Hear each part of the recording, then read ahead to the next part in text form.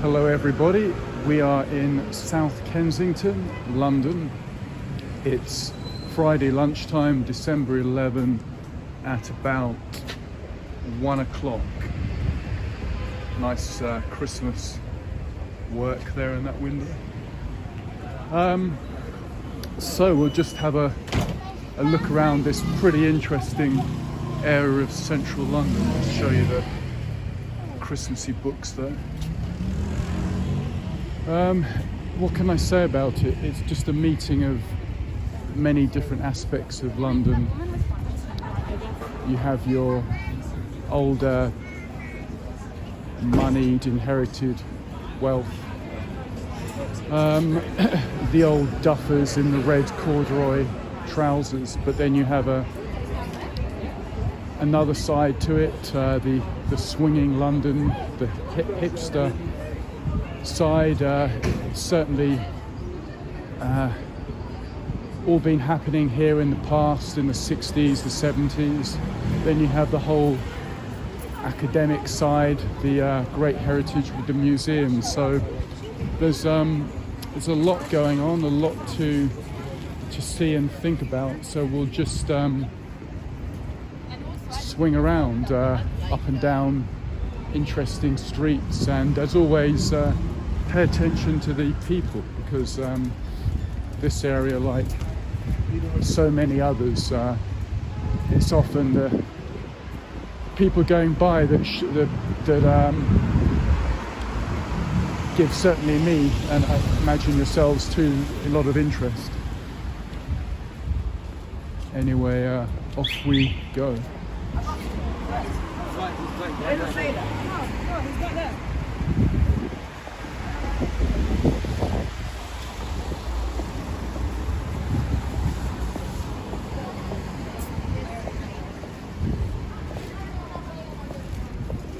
The restaurants and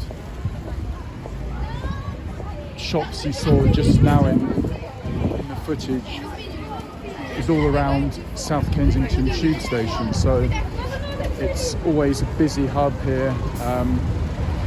Just a main artery in the London system, really. So there's always something going on here. There's always a bit of life. But let's have a look around the different areas.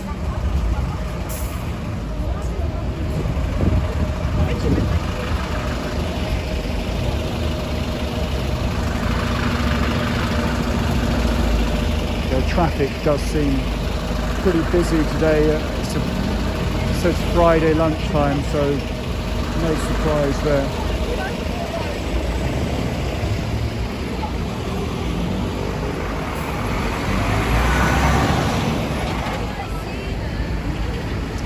Okay, off we go.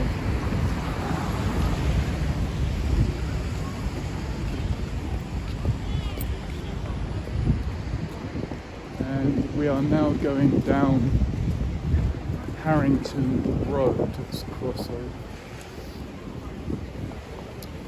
Yeah, there's some pretty interesting restaurants in this area, so do take a look at that. You've got a sort of decent Chinese place there.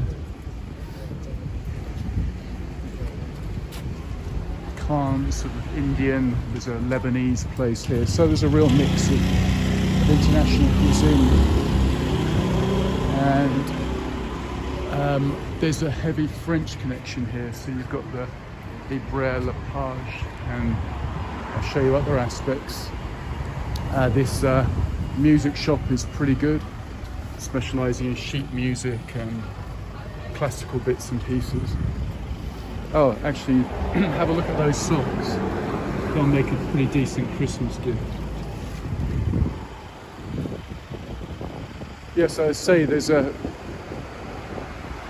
big French community here, and I can show you that. I mean, that stage here is called Cheval Residence. This patisserie here, and look at these eclairs, they're absolutely fantastic. love a chocolate eclair, but there was only ever chocolate or coffee eclairs, but now you can see there's many varieties.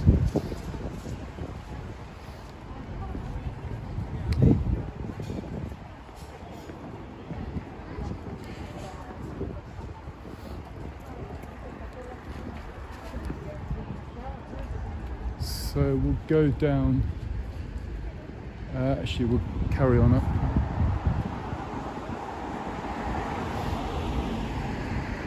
Yeah, there's a French school here, a lycée, so that's why you've got a big community here.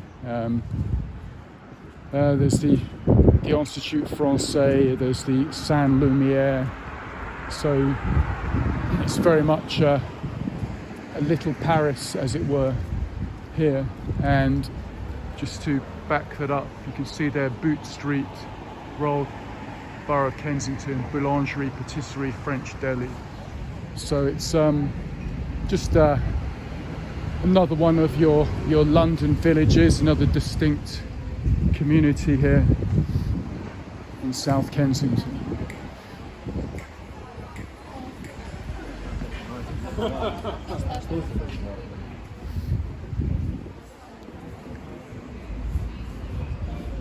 Yeah, I do like this street. I've come down here a number of times, and it's just certain je ne sais quoi about it, but always details to be spotted.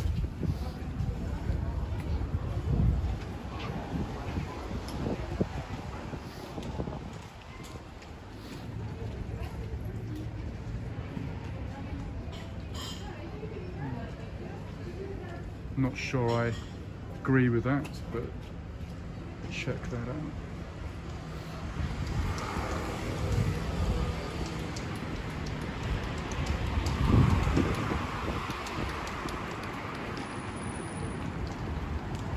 So there you go, Bute Street, SW7.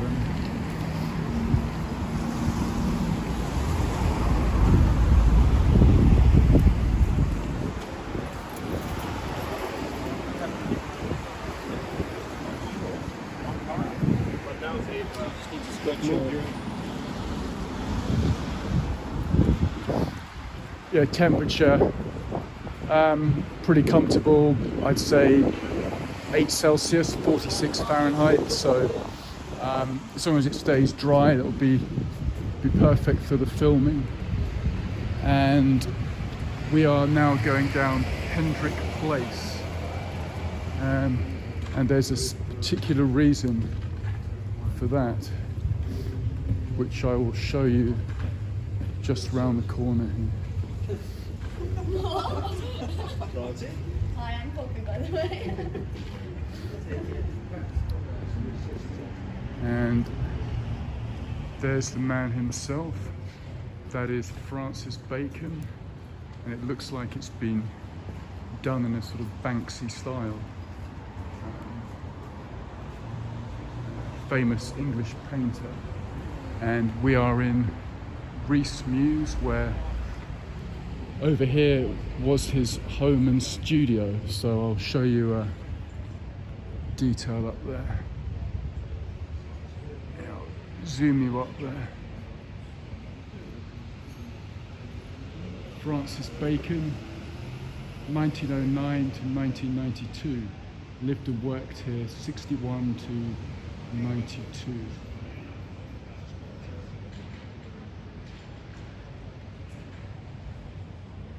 So as you can see, he was blessed to have his home and studio in such an attractive part of London, such a central place. I'll say 3 things about Francis Bacon. Number 1, I dislike his work. Number 2, I accept he was one of the great painters of the 20th century. All the experts say his work was groundbreaking, etc., etc. So no argument with that. And number 3, I have total admiration for his his work ethic, his constant reinventing himself, changing his style over many decades. So that's the three things I'd say on Francis Bacon. I'm also a huge fan of that period, that post-war 1950s side of London, the arts, the what was going on in literature, the sort of Soho sort of drinking venues that these figures would visit. So Francis Bacon, Lucian Freud, etc., etc. So to me, definitely a fascinating set of characters and a fascinating period in London history. So show you there the looking back down Rees Mews. Okay, so let's cross over here and go up here.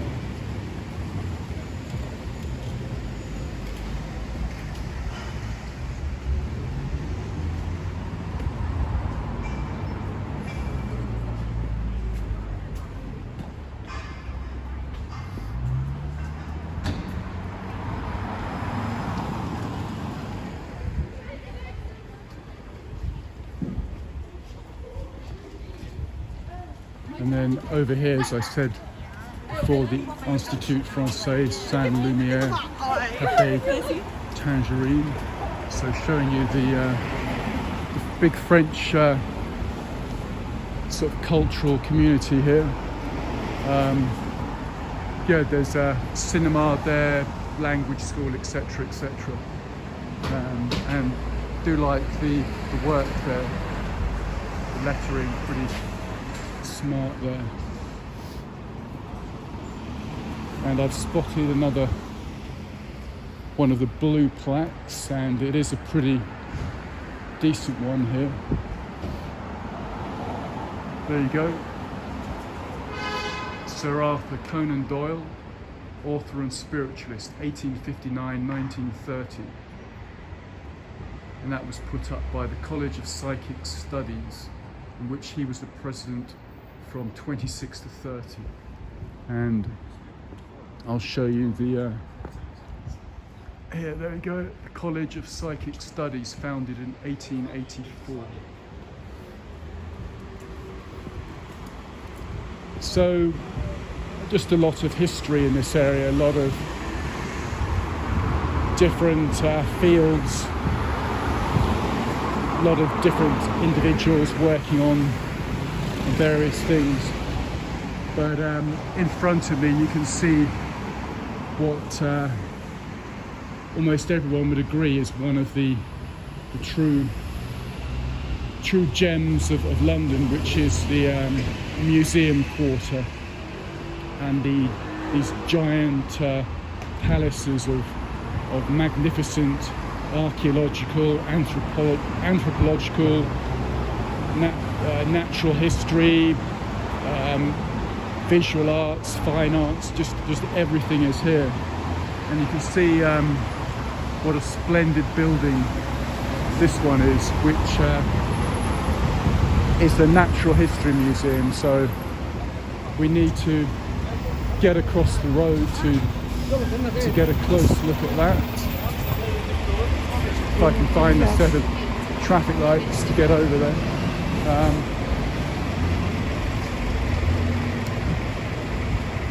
There's several museums that make up what they're now calling here in London also a museum mile. But let's see, can I get across here?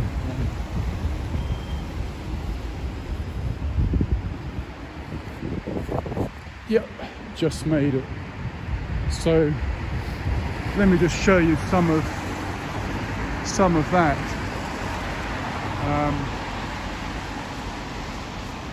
Zoom you up there. That's absolutely magnificent, and it's just glorious temple to Victorian architecture and engineering. I think it is open today, open this week, but for very much a sort of pre-booked, time-slotted experience. So being someone that believes in the impromptu, the spontaneous, the idea of booking a slot does not appeal, but we can still admire the outside. There you go, Natural History Museum, and some fantastic work.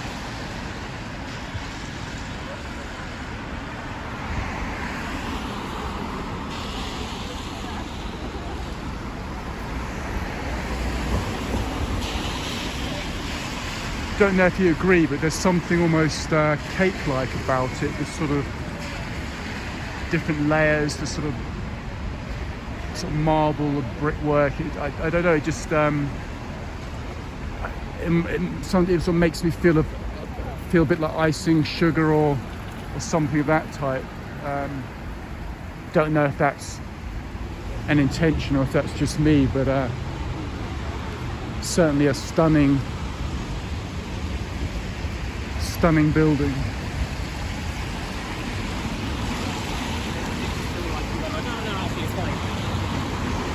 And there you had the tricolour with the European Union flag, emphasising again the French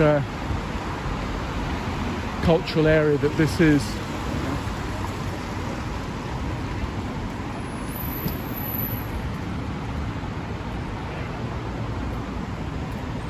So I can stick the phone over this bit here without the railings in the way to show you the detail up there.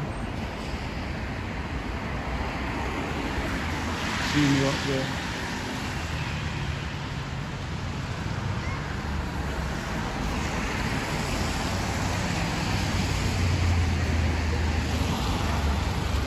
The Natural History Museum, I suppose, is most famously known as being a great venue that children appreciate, primarily because of the dinosaurs, that sort of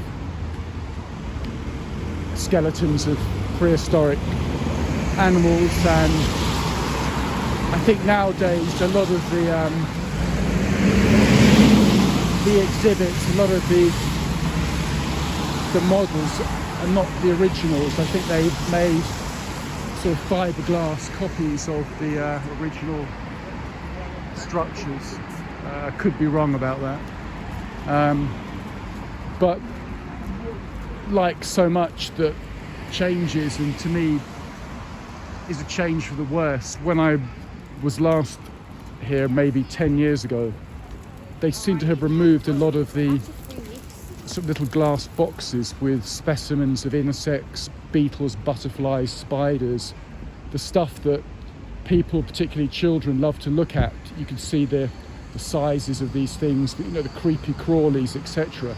And maybe I just hadn't sort of properly looked around that day, but they seem to be, rather than the glass specimens, just computer screens in which you just touch the screen to get a bit of information, and a lot of so-called interactive experience, which doesn't do anything for me. Maybe it's just the way things are now, but I like to see the real animals, dead though they are, in their glass cages. You know, I want to see stuffed animals, I want to see tarantulas, giant beetles mounted on pins in glass cases. So there you go, that's the side view, and conveniently it's come out to me one of the, even more so than Natural History Museum, one of the absolute glories of London. We're on Exhibition Road, and over the other side is the Victoria and Albert Museum, often called the V&A, and that would have to go in my top 5 of places in London. Have been in there dozens of times, not any time this year, because again the restrictions and regulations make it just such a lesser experience, but that is a true palace of wonders in there. So if I ever get the chance to do a filming inside it, how that would work I don't know, but if that is an option in the future, I'll certainly do that. But for now I'll just focus on the exterior and some of these fantastic statues up there. You can see, if I hold the camera properly, you can see various figures, imagine of national history, figures of the arts, figures of the letters, of science. But it's a place that to me is both superb from the outside and even better inside. So we'll just spend some time admiring this, and there you can see in superb, I don't know, I'm not an architectural expert, would that be alabaster or marble or stone, but superb details there. The Victoria and Albert Museum, an absolute Victorian masterpiece. And you've got some details up there on that pillar there. ER, of course, Elizabeth Regina, the current monarch. Yeah, just absolutely superb. And the entrances I think have slightly changed now, but don't know if I can show you.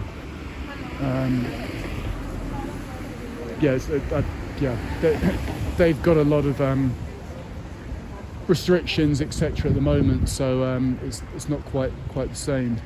But over the other side here, the back of the Natural History Museum, there's some interesting items. So I've got to show you. Just look at that there. The Geological Survey and Museum, that's pretty fine. And then of course these magnificent pillars. So that's the back of the Natural History Museum, which as well as the dinosaurs, has a huge section on planetary science, on astronomy, with various dioramas, giant models of the solar system, etc., etc. But I mean, just look at the outside of this building with the pillars, the solid walls. I have seen something similar in Washington DC. There's a quarter, an area, a quarter based around the Smithsonian Institute in Washington DC, and there's a lot of very impressive buildings there in this style. So I'd imagine that Exhibition Road and this part of London was the inspiration for that. But just show you the work on there. That's a side view of Victoria and Albert Museum, and then a bit more there showing the fantastic domes there on the roof. Very fine. And then, I mean, looking up there, you've got that fantastic balcony there. Never been up there. I don't think that's even open. Certainly it's not open to the public. But that's just the Victoria and Albert Museum, a super special place. And on the left here, we're just passing the Science Museum, and I'll just show you again the pillars of the some detail there. Science Museum. So there you go. So you've basically got three fantastic landmark museums right next to each other: the Natural History Museum, the Science Museum, and the Victoria and Albert Museum. But I'm just going to be a bit nosy and poke the phone through here, just showing you a bit of that. See if I can zoom in there. That's an area within the V&A.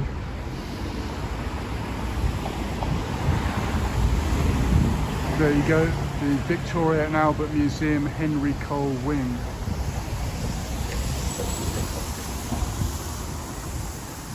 But you can see here on these pillars the details. Again, I don't know what all these figures represent. I'd have to get a monograph of the museum and just read about these friezes and the pillars, what it all means. But certainly visually, it's just super impressive. And then if I just swing the camera around, you can see just Exhibition Road, Science Museum, Natural History Museum, and my favourite, the Victoria and Albert Museum. And in terms of what's inside, there's several areas that really appeal to me. The Buddhist art collection, particularly of statues, Buddhist statues, sculpture, it's in the first two in London. The British Museum, of course, has several rooms devoted to Chinese, Tibetan, Indian, Nepalese, Southeast Asian art, and to me the Victoria and Albert Museum rivals it. So in terms of the Asian art collection and the Buddhist sculpture, I can't say which one is the best, but every time I come in here, I'm just so impressed with what I'm seeing. I mean, they have pieces dating back to the early dynasties of China, the spread of Buddhism from India into Pakistan, over the Himalayas, into China, into Korea, into Japan, and of course the other spread from India south to Ceylon, to Burma, to the Thai kingdom. I mean, it's just, if you're into ancient history, ancient religion, archaeology, it's just a feast for the visual senses. So yes, if Buddhist sculpture's your thing, in London you have to check out the British Museum and the Victoria and Albert Museum. Also, I like in here, there's several rooms devoted to European painting and art of the post sort of 1500 period. So there's several pieces by European masters of the 18th, 19th centuries. I mean, there's a lot more besides. So it just has everything. Let me just show you just some of the front work there, details on the windows, and yeah, there again you can see the figure up there.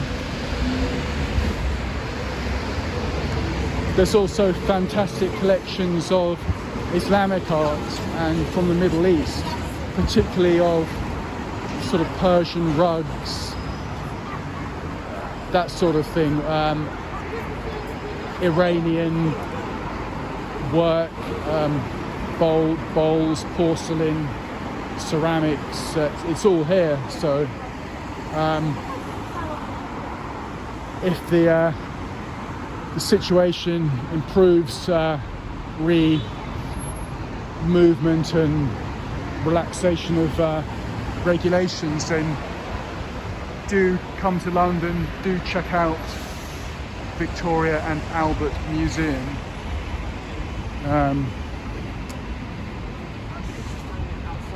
Just before I sort of end this video, I'm just trying to get you some views of the top there of these figures, and there you go. So it's a special place. And the other thing I just want to add about it is that you would go into the museum on the ground floor, but as you go higher up from the floor, I think there's a 6th floor, the floors get quieter and quieter and less people. And on one of my previous visits, I was up near the top of the building, and there was a sort of door that was semi-ajar and probably was not supposed to go through it, but I did. And I found myself in a small sort of auditorium or a lecture space, and there were some beautiful paintings on the ceiling, and there was no one else there, so I had to sort of remove a sort of how would you call it, one of those sort of velvet ropes that sort of cordons off areas. So I just sort of moved it aside and found this little extra area. So there is that movie, isn't there, I forget the name, about being locked in the museum at night, and I imagine one would get a pretty exciting experience here. And it's just a palace of absolute wonders. So there you go. That's a super quick taste of South Kensington, with, I guess, an emphasis on Francis Bacon and the London Museum. So that's it for me. Bye for now. See you next time. Bye bye.